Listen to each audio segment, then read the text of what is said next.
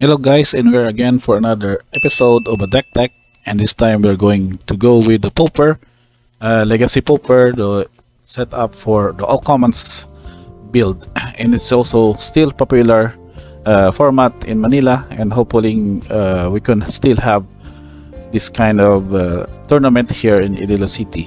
But anyways, we're going to just do a quick look of an archetype. It is also the same colors of that of the previous deck tech video in Pioneer, and that is in standard, and we're going to go with now with the Pauper version of the black white or the Orzhov Aggro deck.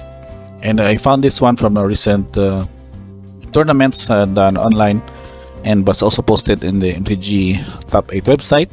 So what this means that with this list we'll probably go with how the deck would set up between the power or using the power of white's aggressive start and coupled with black's spot removal and other board and card advantage as we can explore on this. So first up, we're going to start with the breakdown of the cards or the card types. So we have 7 artifacts, 6 enchantments, 19 creatures. So this is more of the aggro deck, 5 instants, 6 spot removals, 3 sorceries, and 20 lands as for our deck build. So going first off with what this deck would turn about like is that we can go with this specific creature lineups. So first up is 4 copies of Hawk. So this is just a 1 to cast 2/2 for flying, but it enters the battlefield, sacrifice it unless you return an artifact you control to its owner's hand. So how do we go with taking advantage of this sort of a drawback? So we have this artifact specifically that we can use as we brought about to return it by the Hawk. So first is the Limbas. We have 4 copies of that in the deck. When it enters the battlefield, you'll scry 1 and then draw a card. You can also pay 2 to tap, sacrifice this to gain 3 life, but when it's put into a graveyard from the battlefield, its owner shuffles it into the library. So basically you can still use it to later on, or you can card draw this one to be able to use it for its other purposes as ETB or gaining 3 life. So this of the 4 copies in the deck, now make sure that you can have this ETB effect and can later on be returned by the Hawk and be played again for another card advantage, while also having to possess this one in the battlefield. Now with that 4 copies, we also have 3 copies of Spare Supplies. This is sort of a similar effect, but it's just that the drawback here is that it comes to play tap. So that means the activation would only wait for a turn, but the purpose here is that when it enters the battlefield, you will draw a card, and then later on, if needed, you can just pay 2 tap, sacrifice this one to draw a card. So any other setup would really suffice on this one. So not only that we're going to use Hawk as a way to bounce out this artifact, but also this other creature in the deck, which is the core Skyfisher. This is also a 2 to cast, 2/3 for flying that enters battlefield, return a permanent you control to the owner's hand. You can also return a land for that setup, but it's not basically unadvised. I mean that you would not return your lands because of the possible drawback that you would be left behind for mana, especially if you are going with carving out with your creatures. So most probably your best target here would be these artifacts, these Lembas or Spare Supplies, to wherein you can still return it to your hand and then later on gain advantage of that ATB effect. So along with that core Skyfisher, we also have 3 copies of Travel Inspector. This also would go with a good target for the Skyfisher because when there's a battlefield, you can investigate. So having to investigate means to create a clue token for that one. So you can curve out early on with the turn 1 Travel Inspector, for example, and also a second turn Skyfisher returning the Inspector, so that you can then cast it again for an ATB effect to investigate or create a clue token.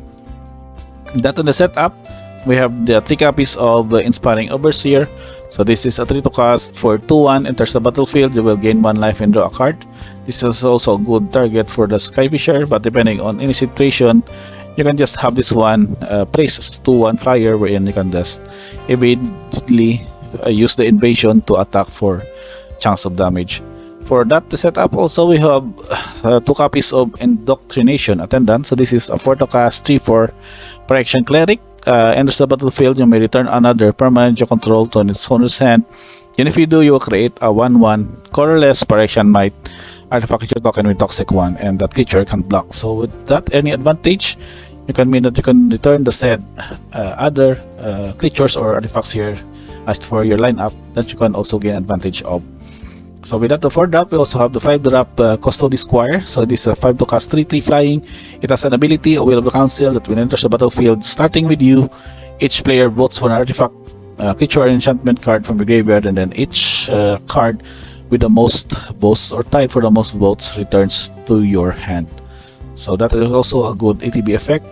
And we also have a single copy of Okuibagang Shinobi, that is a 4 to cast 3/2 with Jutsu 4. When it enters the combat damage to a player, that player discards 2 cards. So at any time, you can return any of these good creatures that can also get you advantage and be able to ninjutsu and deal this extra damage, and then have them, the defending player, discard 2 cards.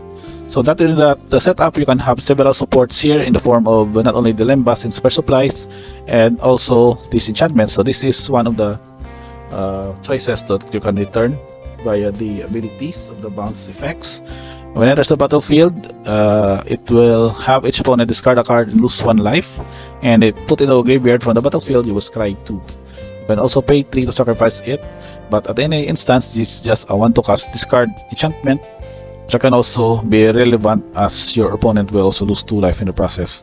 So that with the 3 copies, we also have 3 copies of Journey to Nowhere.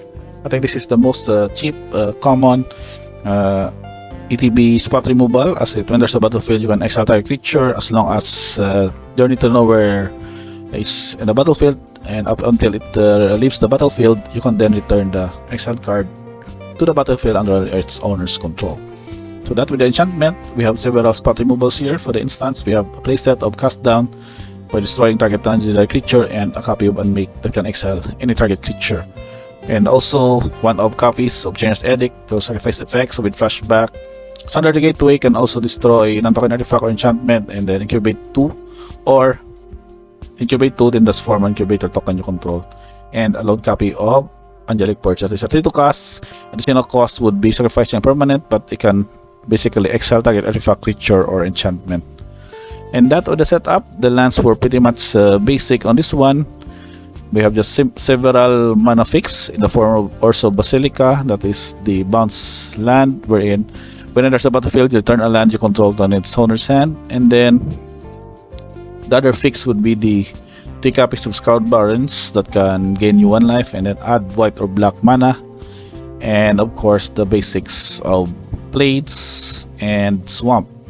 And one of these utility cards in Butchokabog that can exile target player's graveyard, and a copy of Crossroads that can also gain 2 life in the process, which is also again a good target for you to return with that of the core Skyfisher. Now for the sideboard setup, we have variants of the 2 orbs and 3 orbs here. Let's check them one by one. First up are 2 copies of Nihil Spellbomb. This can also be good in exiling target creature's graveyard. I think this would be best to deal with the Dimir Terror deck, as they are purely relevant to the Delve effect, and having as many instants and sorceries in the graveyard to have the Torian Terror cheaper to cast. So Nihil Spellbomb basically nullifies that strategy, which can also gets you a card. As it enters the graveyard from the battlefield, you can pay 1 black mana for you to draw a card. So also that, we have 2 copies of Relic Progenitus. This is also another graveyard shenanigan hate that can have target player exile a card from the graveyard, and also pay 1, exile Relic Progenitus, exile or graveyards, and then draw a card. And also additional Chainer's Edict effect. This would be relevant in those creatures that are basically hard to deal with by the cast down. You can have your opponent sacrifice it instead. And we also have 3 copies of Don't Be a Cleric. This goes with the mono red matchup, I think. You can also destroy enchantments and can gain you 2 life, whereas having also a 1/3 body.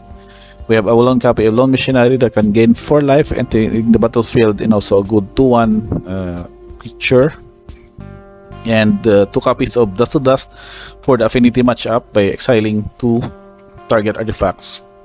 And 2 copies of Suffocating Fumes that can -1/-1 the creatures of your opponent's control, and can also be cycled if needed for any dire situations. And of course, the last copy is one copy of Arms of Hadar. This can also have creatures of target player controls gets -2/-2 until end of turn.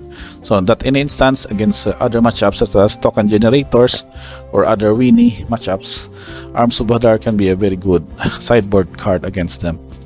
And we check on the mana curve, especially going well with 2.2 average.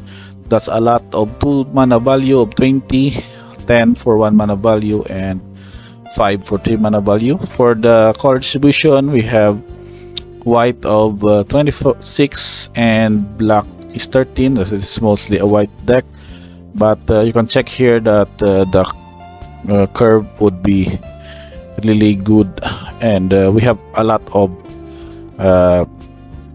fix in terms of the 2 mana colors that can become an issue if there are times that you would need to have those bands in your starting hand. And these are your tokens. We have a clue token from the Trap Inspector, Incubator token, and Praxian Might token as generated by the Indoctrination Attendant. So I guess that's pretty much it for this deck. It has, I think this got a first place in the tournament that I've found this list. I think the other archetypes in the top 4 included the Dimir Terror deck, also the Affinity, which are, I think this would be a good deck to play against them. So I would suggest, if you are also already playing this kind of list or having this one in your MTG online account, just let me know in the comments below, as we can have a good discussion as to how this deck, main deck and sideboard, would be viable already, or we can have some minor changes as to the card component choices. Since this is Pauper, we have basically a lot of cards available at our disposal that we can use to be able for this list to upgrade or sort of adjust to the current Pauper metagame. So I guess that's pretty much it for this. We have Orzhov Aggro again for the Legacy Pauper setup. Don't forget to like and subscribe if you like this video, and the notifications on, as we can have more of this instant of videos, of series of videos for deck text, and also for the upcoming Ixalan set that we can explore again the standard format for using the new card spoilers from the upcoming set. Again guys, thank you for checking this video, and see you on the next one.